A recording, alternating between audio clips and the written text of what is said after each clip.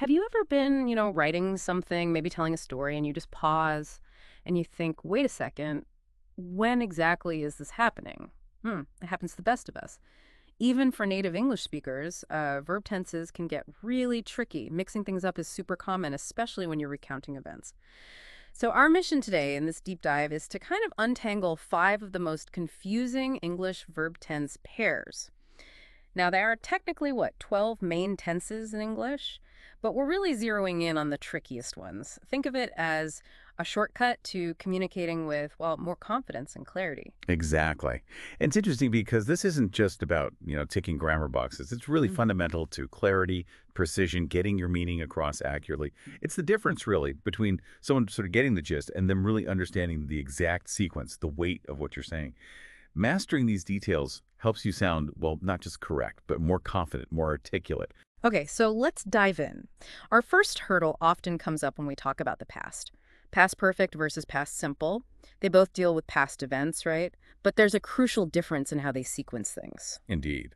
The past perfect, it's like your story's timeline indicator. You use it when one past action happened before another past action. It helps the listener follow the sequence clearly. Hmm. For instance, she had left before I arrived. See, her leaving happened first. Then I arrived. It sets that order. Okay, that makes sense. So the had left pins down the earlier action. Precisely. Whereas past simple, it just describes a single completed action in the past. There's no necessary link to another past event in terms of sequence, like she left an hour ago. Hmm. Simple. Done. A finished action at a point in the past. So you mentioned the past perfect being part of narrative tenses. For listeners who tell stories, maybe writers or even just in conversation, how does using this well actually elevate their storytelling? Is it critical in certain kinds of narratives? Oh, absolutely critical, especially when the order of events is key to understanding the plot or the situation. Think about, say, a mystery novel. He noticed the broken window after the suspect had escaped. If you just said escaped, the timing is ambiguous. Did the escape happen because he noticed or before? The past perfect had escaped removes that doubt. It guides the reader, ensures they understand the timeline exactly as you intended. It prevents confusion. Right, avoiding that, wait, what happened first moment for the listener. Okay, so moving from sequencing the past, let's tackle a pair that connects the past to the present. This is where things, I think, get really interesting for a lot of people. Present perfect versus present perfect continuous. They both bridge past and present, but the focus is different. That's the key word, focus. Present perfect is used for something that happened at an unspecified time before now. The main thing is the result or the relevance now. So if you say, I have lived here for 5 years, the emphasis is on the current state you live here now. The starting point in the past isn't pinned down precisely. It's the present result that matters. Unspecified time, right? But the present perfect continuous, I have been living here for 5 years, that emphasizes the duration and the fact that the action started in the past and is still ongoing. You're focusing on the activity itself continuing up to the present. This pair always gets me thinking because they both seem to connect past to now. You mentioned the result focus for present perfect. Where do people typically stumble here? Maybe with that unspecified time aspect. Yeah, that's a common trap.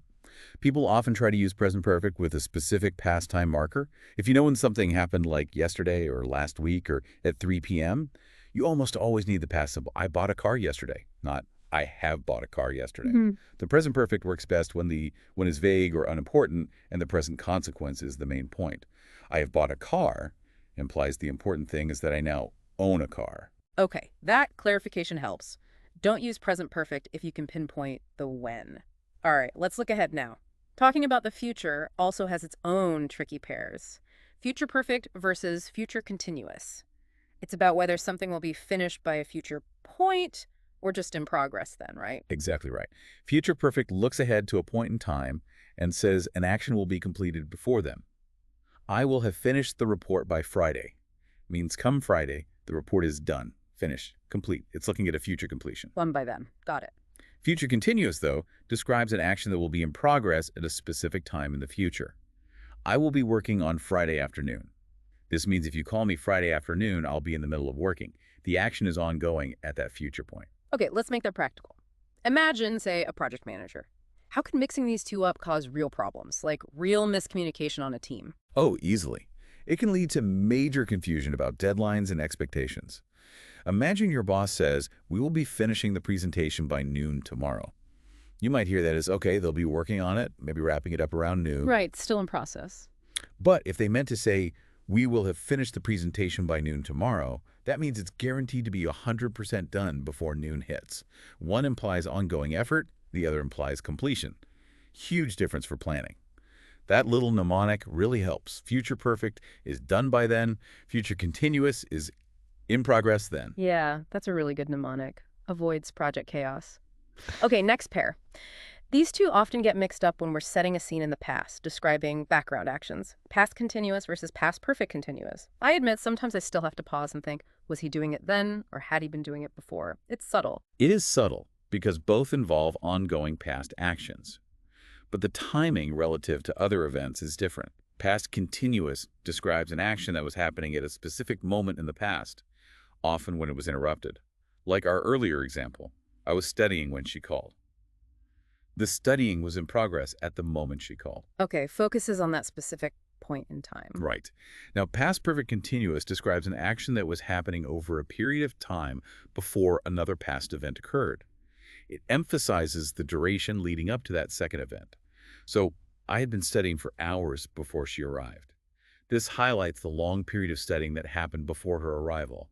It often explains the background or reason for a subsequent state or event. That connection explaining the reason or the background using past perfect continuous, that's really useful. So if you want to paint a vivid picture or show cause and effect in the past, this tense is pretty powerful, more so than just past continuous. Absolutely. It adds depth and context. Past continuous sets the immediate scene. It was raining when I left.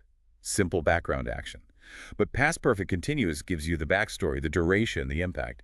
It had been raining all night, so the streets were flooded. See how it explains the flooded streets? Yeah, it connects the dots. Or if you say, she was out of breath because she had been running. The running explains the breathlessness. It provides that crucial context leading up to the moment. It's not just what was happening, but what had been happening before. Okay, makes sense. It gives that feeling of duration before something else. All right, finally, let's tackle one of the first pairs that often trips people up, maybe even without them realizing it sometimes. Present simple versus present continuous. Is it something that's generally true, a habit, or is it happening literally right now? That's the fundamental distinction, yes. Present simple is generally for habits, routines, facts, things that are always or usually true. He works every day. That's his routine. A general truth about his life. Or water boils at 100 degrees Celsius. That's a fact. Regular stuff or facts? Check. Present continuous is typically for actions happening right now, at this very moment, or for temporary situations happening around the present time. He is working right now. It means at this exact moment, he's busy working. The action is in progress as we speak. Okay, standard use cases covered, but what about those slightly gray areas? Like, what if a habit feels temporary? Or something's true now, but maybe not forever? Does present continuous ever describe things that feel like habits but aren't permanent? Yes, it absolutely can. That's a really important nuance. While present simple is for those fixed long-term habits, she plays the piano, present continuous is often used for temporary habits or situations, things that are happening around now but might change. For example, I am reading a really interesting book, implies it's a current, ongoing, but temporary activity. Or, he is living with his sister for a few months. That's clearly a temporary situation, not a permanent fact. Okay. So temporary habits or situations can use present continuous. Exactly. So that basic question, is it always true or just happening now? Still works, but you can add. Or is it just true for a limited time around now? That helps cover those temporary cases. Fantastic. We've definitely covered some complex ground today, untangling these 5 pairs. Hopefully, after this deep dive, you, the listener, feel a bit clearer and more confident navigating these tricky English tenses. So yeah, what does this all mean for you? Really, getting a handle on these tenses isn't just about grammar rules for their own sake. It genuinely empowers you to be clearer, more precise, more impactful. You can choose your tense deliberately to convey exactly what you mean. Whether you're, in a meeting, writing an email, or just telling a story to a friend, the right tense makes sure your message lands perfectly, with all the intended nuance. Absolutely. And just to leave you with something to think about, how might changing just one verb tense, maybe shifting from past simple to past perfect, or present simple to present continuous, how might that subtle shift change not just the timeline, but the whole feeling, the emotional emphasis of a story you're trying to tell? There's real power in that choice.